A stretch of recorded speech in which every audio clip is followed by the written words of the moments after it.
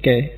Nah, gambarannya katanya sosialisme utopis itu kan, orang ketika lahir kapitalisme, bagaimana kelompok pekerja yang tertindas, terus kan memimpikan gimana ya masyarakat yang setara, tidak ada kemiskinan, tidak ada kejahatan, tidak ada penyakit, nggak ada orang yang saling cuek, semuanya bekerja sama, saling bantu, tidak egois mikir dirinya, tapi saling, itu kan utopis.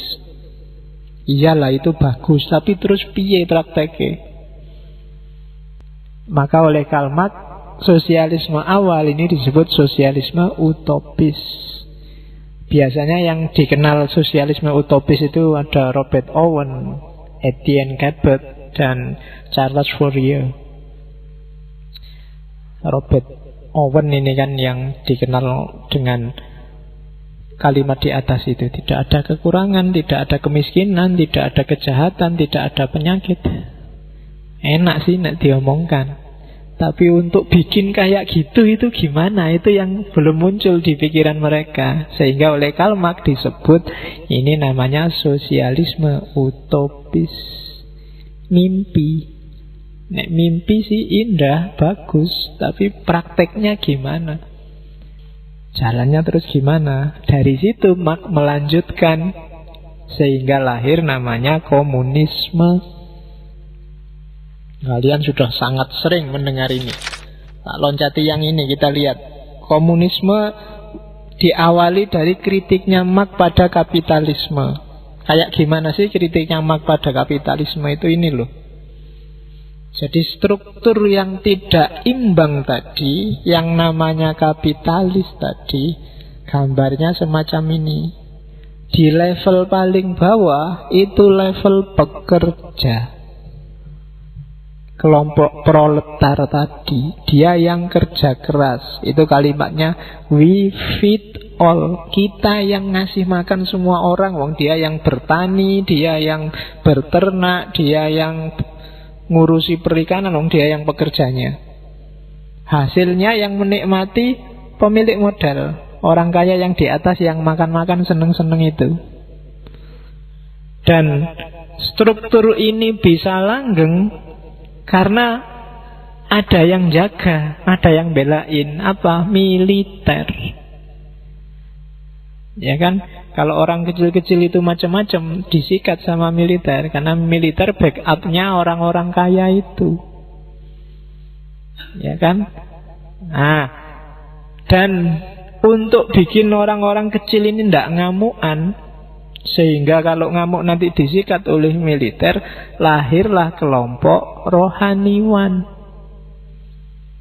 Dialah yang ceramah tiap hari untuk mempertahankan status quo. Ya kan? Hidup ini hanya sementara. Loh ya kan? Jangan gampang ngamuan, kita harus sabar. Dunia cuma mampir ngombe sebentar, ngapain sih mikir aneh-aneh. Jadi kalau yang militer itu kalimatnya we shoot you, tak tembak kalau kamu macem-macem. Kalau yang rohaniwan kalimatnya we fool you, kamu tak bodoh nih. Jadi kamu tak tipu dengan gayanya. Ya untungnya itu gambarnya membawa salib, karena zaman itu agama Kristen. Kalau gambarin masjid kamu mesti komplain. Jadi orang ditenangkan, orang nggak boleh marah. Ini struktur yang niscaya. Takdirnya Tuhan memang kayak gini, mau diapain lagi. Dunia itu kan penjara bagi kita yang miskin. Besok di akhirat, nah kan gitu. Tenang aja, di akhirat kita akan jaya, kan gitu semboyannya. Nah, sementara semua tatanan ini jadi langgeng karena struktur puncaknya para pemerintah, para penguasa yang kalimatnya we rule you itu, dia yang ngatur sutradaranya. Dan sutradara ini ditopang oleh yang makan-makan seneng-seneng kelompok borjuis. Karena yang bayar 3 kelompok di atas itu kelompok kedua borjuis itu. Yang beli alat-alat untuk nembak ya kelompok borjuis. yang memberi sedekah, memberi infak, jadi donaturnya para rohaniwan dan tempat ibadahnya ya kelompok kedua itu. Dan yang gaji negara uangnya, yang bayari mereka juga kelompok kedua itu. Maka struktur ini jadi langgeng. Ini yang dikritik oleh Karl Marx. Tidak bisa. Kalau dibiarin kayak gini, ya yang sengsara akan sengsara terus. Pendukungnya karena sudah sistemik, berjalan secara teratur semacam ini terus menerus. Nah, oleh karena itu Marx merumuskan kalau gitu kita bikin revolusi. Katanya Karl Marx, perkembangan sosial harus dirancang sedemikian rupa sehingga jadinya semacam ini. Inilah nanti yang disebut teori komunismenya Karl Marx. Oke. Ya. Yang pertama, kalau di Karl Marx proses ini pasti terjadi. Kuncinya satu, kelompok proletar harus sadar bahwa dia ditindas.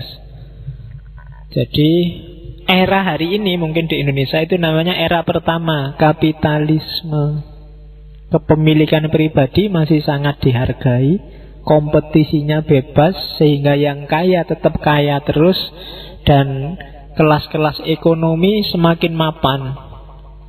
Ada kelompok penguasa, ada kelompok pengusaha, dan ada kelompok yang dikerjain, kelompok pekerja.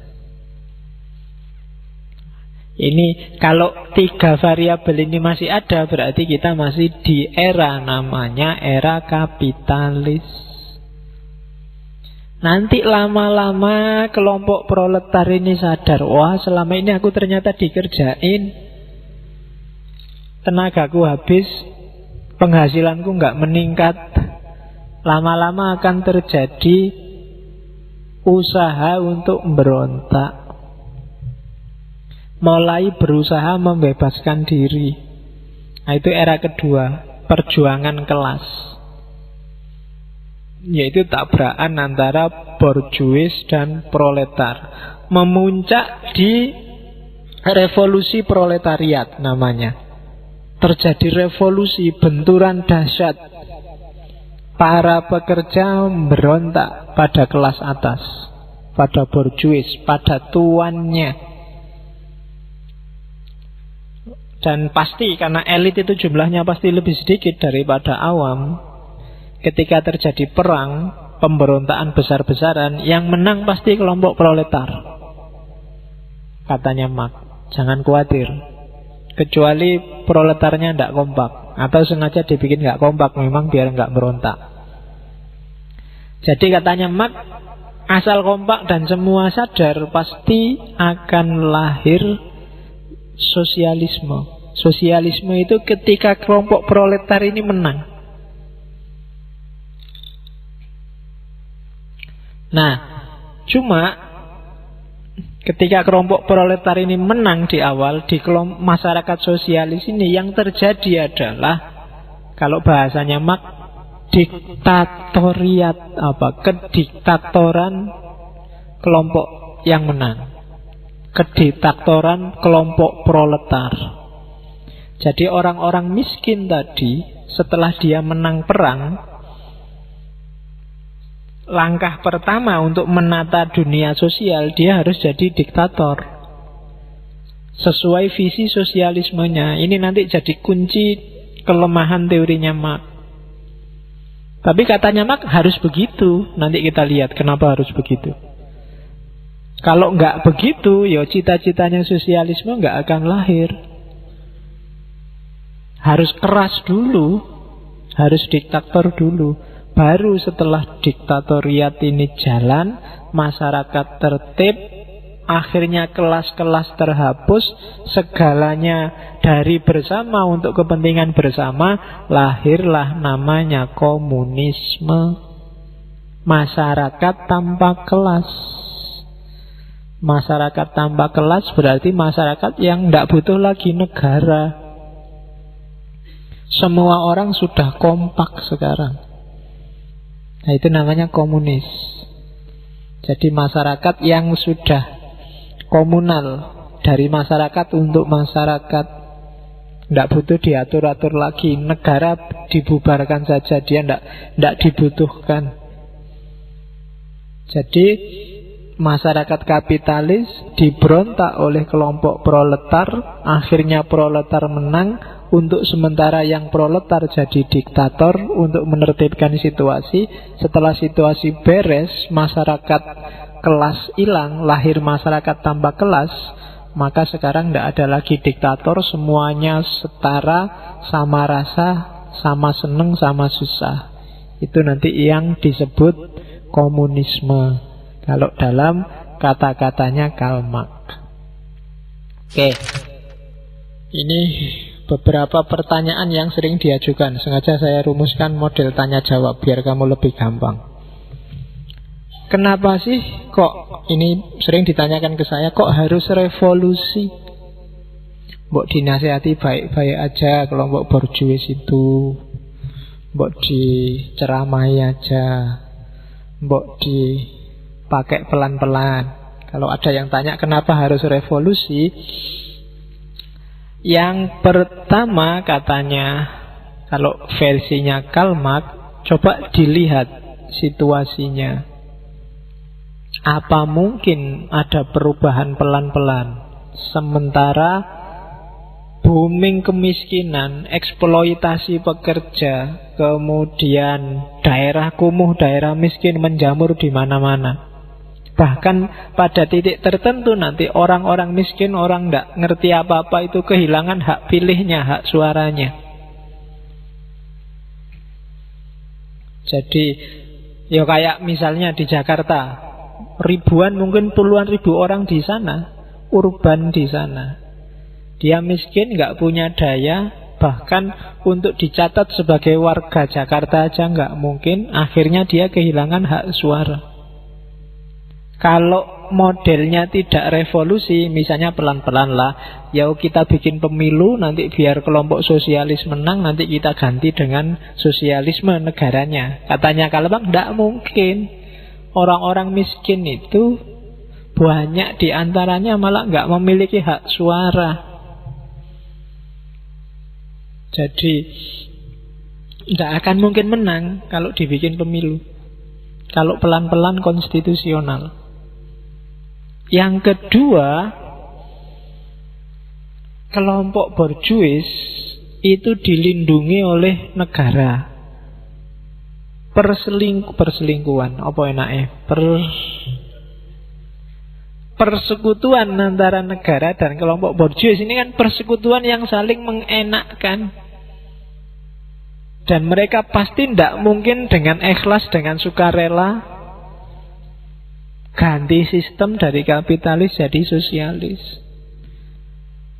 Itu kan sama dengan bilang, Pak, sampean kan sudah kaya raya, sekarang hartanya separuh ya buat orang miskin. Enggak mungkin mau. Kalau enggak dipaksa, maka perlu revolusi. Itu jawabannya kalimat kedua. Yang ketiga, coba dilihat sekarang di dunia ketiga, penjajahan, penghisapan habis-habisan oleh Barat di negara-negara timur, negara-negara dunia ketiga. Itu kalau pendekatannya gradual, pendekatannya pelan-pelan, opo yo bisa. Opo yo mau Belanda kamu datangi terus kamu nasihati, wahai Belanda, jangan menghisap rakyat Indonesia, itu dosa. Loh iya kan, mengingatkan begitu, apa ya gelem mereka secara gradual. Mbok ya kamu agak kasihan, enggak mungkin bisa. Satu-satunya cara ya revolusi. Makanya dulu Bung Karno kan getol sekali bolak-balik, kata yang paling dia sukai kan revolusi. Mau tidak mau harus pakai jalan itu. Harus ekstrim karena situasinya memang juga ekstrim. Oke, ya dan yang terakhir ya kayak saya bilang tadi, Sebagai yang punya kepentingan dan sedang menang, nggak mungkin kelompok borjuis itu menyerahkan kenyamanan, kesenangannya pada kelompok proletar. Jadi dengan dasar ini, maka katanya Karl Marx, ya harus revolusi memang.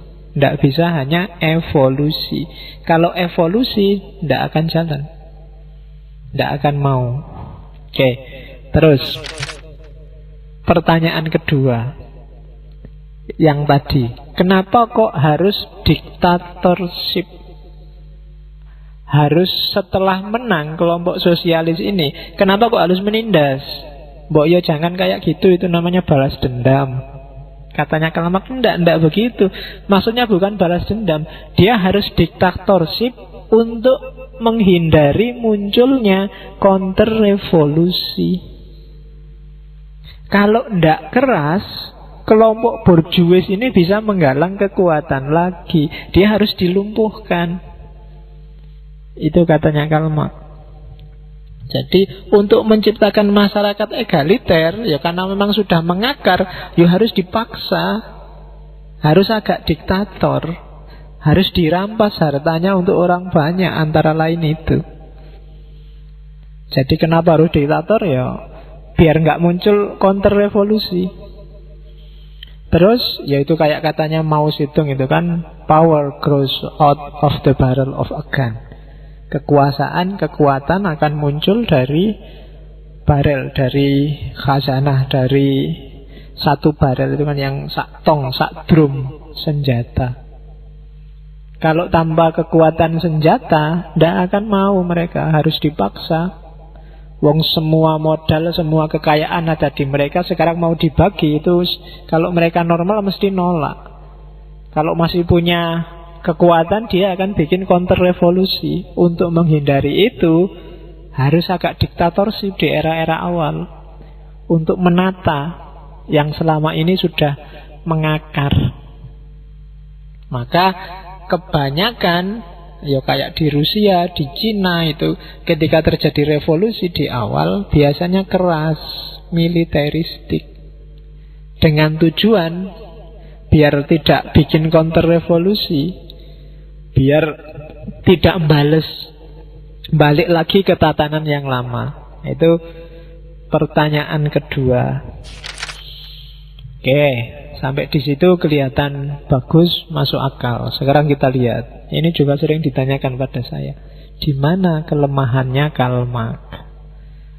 Yang pertama, kelemahannya Marx di mana? Marx melihat sejarah secara teleologis. Teleologis itu bertujuan, mekanis. Koyok-koyok Karl Marx ini sudah ngerti takdirnya Allah. Dianggapnya skenario itu mesti terjadi. Kelemahannya Marx di situ.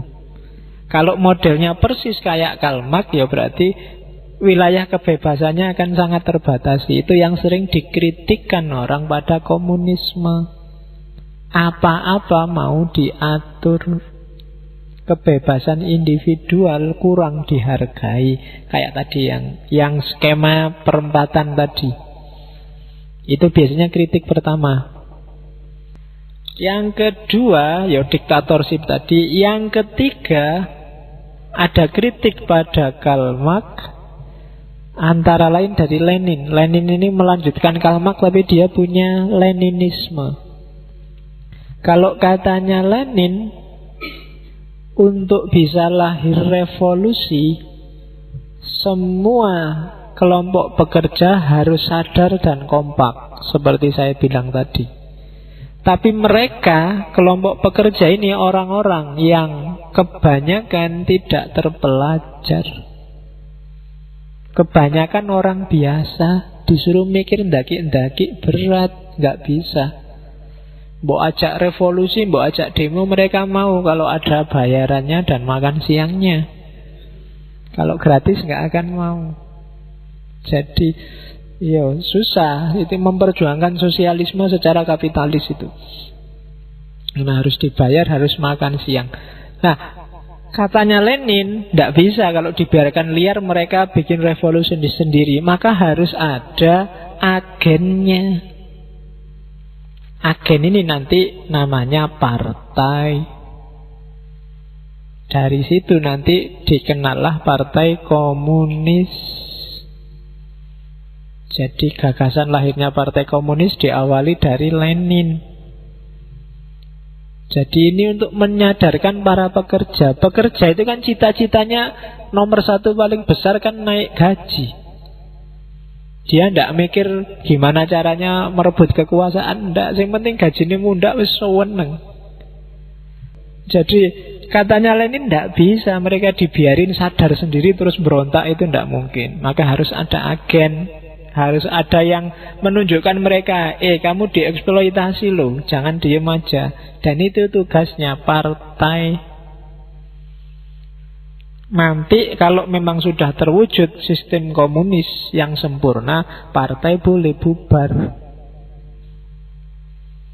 Nah, kritiknya Lenin nanti dilanjutkan oleh Stalin. Kalau Stalin, ngapain sih capek-capek bikin partai? Kan sudah ada negara. Ya negara ini aja jadi agennya. Negara ini aja yang diktatorship dan ngatur sehingga masyarakat berkembang melakukan transformasi ke arah sosialis. Itu Stalin di Rusia. Jadi negara jangan dihapus. Negaralah nanti yang mengkoordinir transformasi sosial menuju masyarakat komunis. Jadi pelanjutnya Marx tapi melanjutkan teorinya Marx sebenarnya. Meskipun sebenarnya dasarnya ngeritik. Tidak bisa kalau kayak Karl Marx. Terus kritik selanjutnya dari kapitalisme itu sendiri. Realitanya tidak gampang loh kamu membunuh kapitalis itu. Kapitalis itu tahan lama dan fleksibel.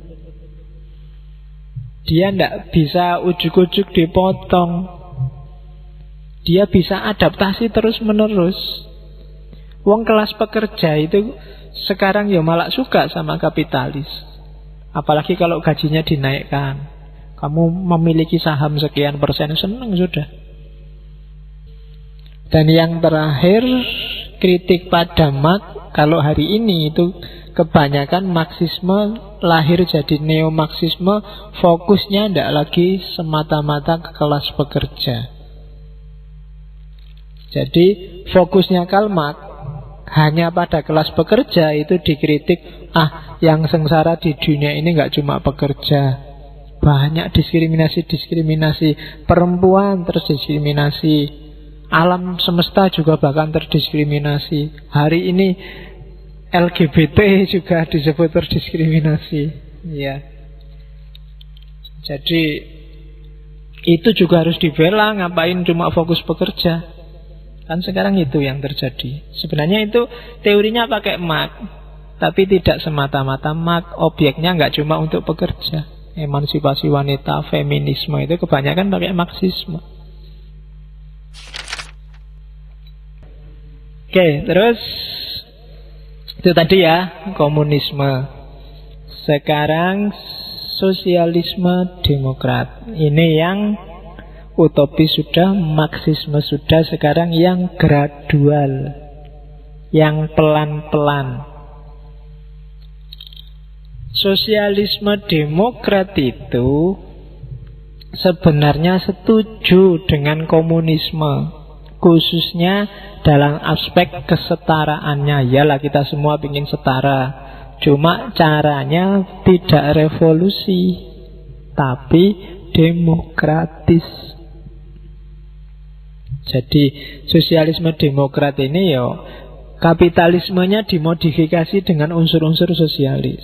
Kapitalis penting juga sih, karena kadang-kadang kita juga butuh uang, tapi terus ditambahi aksentuasi sosialis. Bedanya nanti paling gampang ini, sama dan bedanya. Dua-duanya sama-sama setuju harus ada kesetaraan, equality. Tidak boleh ada kelas-kelas sosial. Setiap warga negara setara. Beda level nggak boleh, kalau beda fungsi nggak apa-apa. Ada yang berfungsi jadi dosen, ada yang berfungsi jadi tani, ada yang berfungsi jadi mahasiswa. Sesuai ranahnya masing-masing, tapi harus setara sebagai manusia. Terus kalau sosialisme demokrat itu masih membolehkan kapitalisme, meskipun bagi mereka yang lebih baik adalah kepemilikan bersama.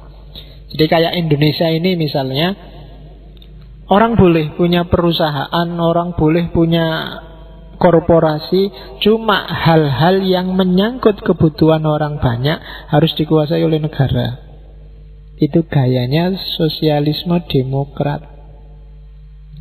Jadi nggak segala hal terus dimiliki oleh negara, terus diatur setiap orang dibagi rata.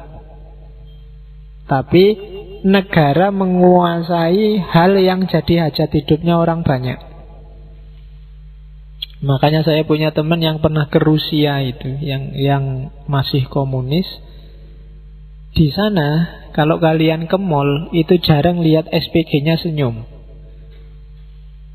Kenapa? Ya karena hasilnya berapapun, prestasinya apapun, ya gajinya ya tetap sama. Penghasilannya dibagi rata. Bandingkan dengan kapitalis. Kapitalis kan ya semakin dia berprestasi ditambahi gajinya, ada kenaikan gaji.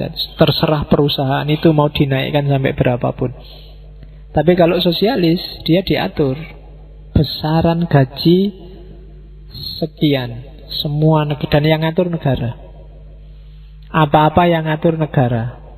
Nah, kalau di sosialisme demokrat ya ndak harus segitunya. Ada yang diatur negara, ada yang boleh dimiliki individu. Misalnya di Indonesia listrik itu kepentingan bersama, ya negara yang menguasai. Apa swasta nggak bisa? Bisa. Tapi nanti kalau swasta yang menguasai listrik, nanti ada monopoli, ada yang nggak kebagian, ada yang berlebihan, pasti begitu. Biar rata, distribusinya harus negara. Meskipun nanti kalau di Indonesia kadang-kadang negaranya curang. Itu masalah selain. Tapi secara ideal sosialisme demokrat, hajat hidup orang banyak dikuasai oleh negara. Ya kayak PLN itu. PLN itu kan laporannya tiap tahun rugi.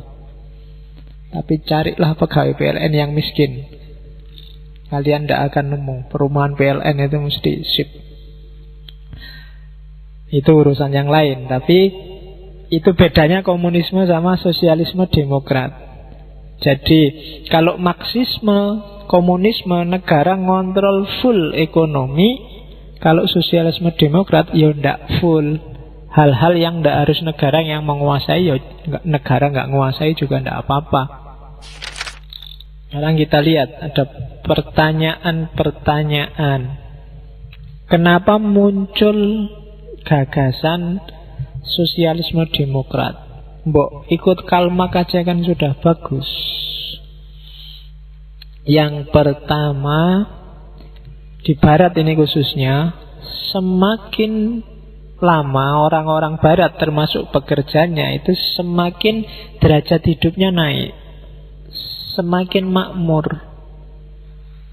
Ketika orang semakin makmur, yang terjadi apa? Deradikalisasi. Ndak jadi ngamuan. Jadi diajak revolusi males, wong sudah makmur, sudah enak, mau apa? Jadi mari kita revolusi, kita kalahkan. Ngapain revolusi segala? IP ku sudah bagus, duitku banyak, sudah ada jaminan setelah ini kerja, ya sudah, ndak akan bisa diajak revolusi. Di barat juga begitu. Terjadi semula kan radikalisasi, pekerja-pekerja ngamuk karena disiksa oleh perusahaan-perusahaan. Tapi begitu oleh perusahaan gaji naik, dikasih tunjangan mobil, dikasih tunjangan rumah, dikasih, ya sudah makmur, mau nyari yang kayak gimana sih? Wong hidup sudah tentrem kok. Nah, diradikalisasi. Sebenarnya cara paling gampang diradikalisasi itu semacam ini. Bahkan mungkin diradikalisasi agama juga mungkin ini. Terus yang kedua ya tadi, ketika mereka makmur kan mereka juga jadi aktor sekarang. Yang kemarin jadi objek, sekarang dia jadi subjek ekonomi. Misalnya sama kelompok kapitalis dibikinkan serikat pekerja. Oh, itu kan mereka sekarang seolah-olah jadi subjeknya, bisa ikut ngatur. Sini kalau kayak gini sudah nggak bisa diajak berontak lagi sudah. Dia sudah jadi bagian dari sistem. Itu yang berat. Kalau orang sudah jadi bagian dari sistem itu kan bagaimanapun ngeritiknya susah, mau memberontak susah. Dan itu yang terjadi dengan sosialisme demokrat. Terus selanjutnya optimisme bahwa sosialisme semakin banyak pengikutnya. Ini juga jadi sebab. Sekarang banyak loh orang yang setuju sosialisme. Karena sudah banyak, ngapain kita ndadak berontak segala. Sudahlah bikin pemilu aja. Kita bikin pemilihan umum kan kita mesti menang. Kalau sudah menang, negara kita ganti jadi negara sosialis. Nah, ini juga sebab semakin orang merasa kuat, anggotanya banyak, ya akhirnya kan susah diajak tawuran. Sudahlah, kita sudah menang, pemilu aja. Kalau sudah pemilu, pilihan kita yang menang pasti. Nah, itu yang bikin orang males diajak revolusi.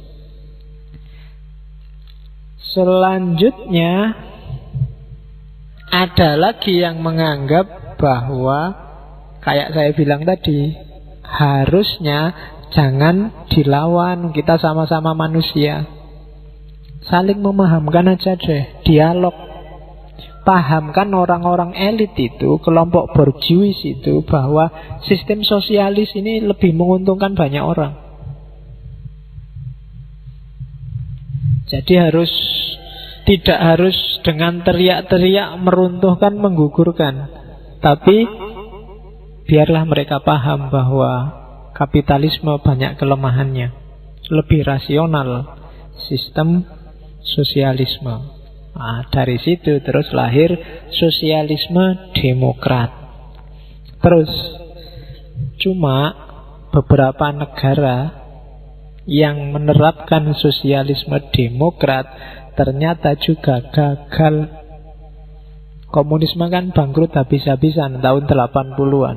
Uni Soviet hancur. Bahkan Cina yang dikenal komunis sekarang kan penguasa kapitalisme dunia.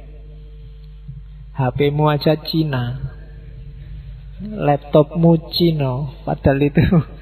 Jadi kenapa kok mereka gagal? Ada alasannya. Yang pertama, semakin banyak anggota, kemudian diputuskan untuk tanding secara fair dalam pemilu, resikonya apa? Ketika pemilu kan fokusnya sekarang nyari anggota sebanyak-banyaknya. Ketika harus nyari anggota sebanyak-banyaknya, seringkali yang dilakukan apa? Kompromi-kompromi. Ketika kompromi-kompromi dilakukan, biasanya terus idealnya mulai luntur. Dulu bikin partai Islam, kita tegakkan keislaman di Indonesia ini. Tapi begitu loh kok kita jumlahnya dikit, kita promosi yang banyak. Terus ada orang yang tidak Islam, boleh nggak ikut? Boleh, kita ini partai terbuka kok meskipun Islam. Lama-lama negosiasi habis sudah idealismenya.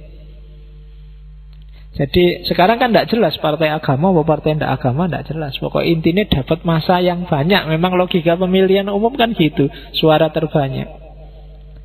Idealisme jadi yang nomor 2. Nasibnya sosialisme demokrat juga begitu. Begitu kita tanding secara fair, akhirnya apa? Ya nyari masa. Begitu nyari masa, ya sudah, idealismenya, platformnya akhirnya mulai turun gradasi. Oke. Terus yang kedua, kelompok pekerja, saya bilang tadi, mulai banyak yang mapan. Dan mereka nggak peduli lagi sama ideologi. Bagi mereka, orang yang mapan itu kan pinginnya cuma satu, status quo. Wis kaya ngene wae, rasa mikir neko-neko. Nggak usah aneh-aneh. Nah, itu kan status quo yang dicita-citakan. Ketika memimpikan status quo, ya sudah. Nggak akan ada perubahan dari kapitalisme ke sosialisme. Terus yang ketiga, kenapa sosialisme demokrat gagal? Karena kapitalisme itu pinter. Kayak tadi, dia bisa mengadaptasi ajaran apapun, ideologi apapun masuk ke sana dengan gaya kapitalismenya. Partai-partai sosialis akhirnya kan juga butuh pasar, butuh kapital, butuh modal. Ya sudah, jalan untuk dapat modal, jalan untuk menguasai pasar, jalan untuk punya kapital, ya satu-satunya pakai mode kapitalis. Yang saya bilang tadi, akhirnya partai-partai sosialis ngambil jalan kapitalis untuk mensukseskan ideologi sosialis. Dan ini masalah. Itu yang bikin mereka juga akhirnya gagal. Akhirnya kan cuma diketawain sama kapitalis. Alah, ternyata ujung-ujungnya sama saja. Akhirnya podo wae. Kemarin marah-marah karena ndak keduman. Kan ngono, terus diketawain kan sama kapitalis. Sekarang dibagi dikit, diem deh, ndak ngomong-ngomong lagi, sudah selesai ya. Itu diketawain sama kapitalis. Tapi itu pinternya kapitalis. Dan itu yang bikin nanti Fukuyama bilang the end of history, akhir sejarah. Jadi nggak akan ada sistem yang bisa meruntuhkan kapitalisme. Sampai kiamat besok akan kapitalis sistem keuangannya. Itu kan ramalannya Fukuyama. Jadi sosialis ya kelihatan hebat di konsep, tapi begitu dipraktekkan rontok satu-satu, katanya Fukuyama. Jadi bagi Fukuyama the end of history itu ya selain kapitalisme adalah demokrasi. Agak susah nyari celah orang untuk mengkritik dan meruntuhkan demokrasi. Oke, terus terakhir ini katanya Bakunin. Coba dicek, liberty without socialism is privilege and injustice. Kebebasan without socialism berarti tidak peduli dengan orang lain, akan melahirkan keelitan. Privilege itu keistimewaan, cuma yang melahirkan orang jadi merasa besar. Privilege, merasa elit, merasa khusus. Tapi injustice, tidak adil. Kalian boleh merasa bebas, saya manusia bebas loh Pak, bisa ngapain aja. Tapi kalau tidak toleran sama yang lain, tidak peduli sama kesejahteraan yang lain, jatuhnya pada privilege and injustice. Sebaliknya, socialism without liberty is slavery and brutality. Ya kan, menimbang mikir orang lain tapi tidak memberi kebebasan, itu sama dengan perbudakan dan kebrutalan. Karepin noto itu kan kayak kamu, menurutku yang baik kalian itu gini loh. Loh enggak Pak, saya enggak suka gitu. Harus gini, gini itu baik. Nah itu kan jadi, ya ngerti sih. Gurumu ngerti misalnya yang bagus buat kamu, tapi kan kamu juga punya pilihan-pilihan.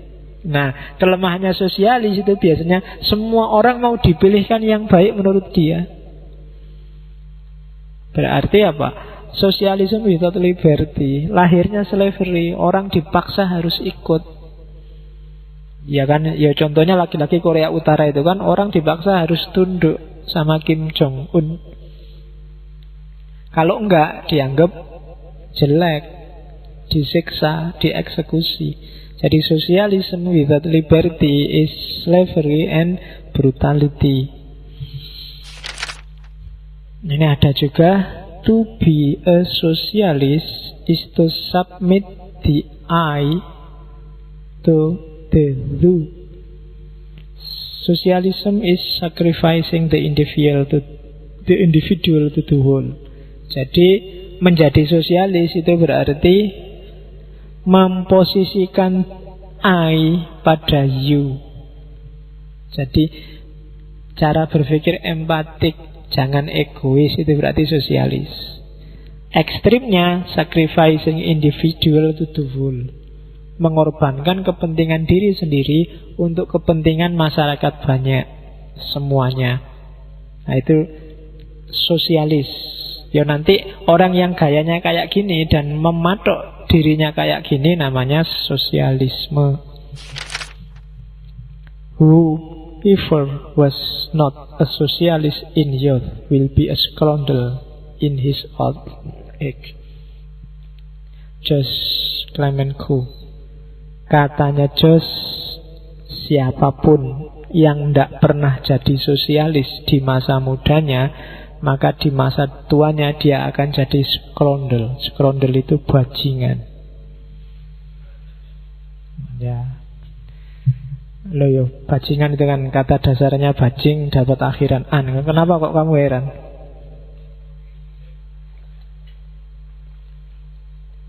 Ya scoundrel itu. Ya terjemahan kamusnya kan bajingan atau bangsat atau apa gitu. Jadi anak muda harus sosialis ya. Jangan egois. Lawannya sosialis sebenarnya egois. Meskipun kalau di politik lawannya liberal. Tapi dalam konteks individual, anak muda itu harus punya kemampuan untuk empati. Kalau enggak, nanti kalau kamu tua, kamu akan jadi bajingan. Ingin menangi dewe, merasa dirinya yang paling besar, yang paling tinggi, jadi orang sombong. Maka harus bisa dan mampu menimbang yang lain. Apalagi kamu muslim. Yang akan datang, tidak tahu sesi kapan kita akan ngomong bagaimana sosialisme dalam Islam. Banyak sekali hadis konotasinya sosialis. Bahkan Nabi sering bilang la yu'minu macam-macam. La yu'minu ahadukum hatta yuhibbu li akhihi ma yuhibbu li nafsi. Tidak beriman seorang sehingga mencintai saudaranya kayak mencintai dirinya sendiri. Sehingga tidak beriman seorang yang dia tidur dalam keadaan kenyang sementara tetangganya kelaparan. Tidak beriman seorang, bahkan dalam banyak hadis konotasinya kehidupan sosial itu lebih didahulukan daripada kehidupan vertikal. Contohnya banyak. Ada yang orang mau naik haji, nggak jadi naik haji karena tetangganya butuh biaya. Dan ada wali yang mimpi bahwa haji tahun itu tidak ada yang diterima kecuali satu orang yang nggak jadi berangkat ini. Oh itu kan contoh gaya sosialis. Lebih mempertimbangkan kepentingan orang banyak daripada kepentingannya sendiri. Oke, alhamdulillah sesi ideologi sementara kita off-kan dulu biar nggak jenuh mikir ideologi terus. Oke, saya akhiri sekian. Insya Allah ketemu lagi minggu depan. Wallahul muwafiq wal afwu minkum wallahu a'lam bissawab. Wassalamualaikum warahmatullahi wabarakatuh.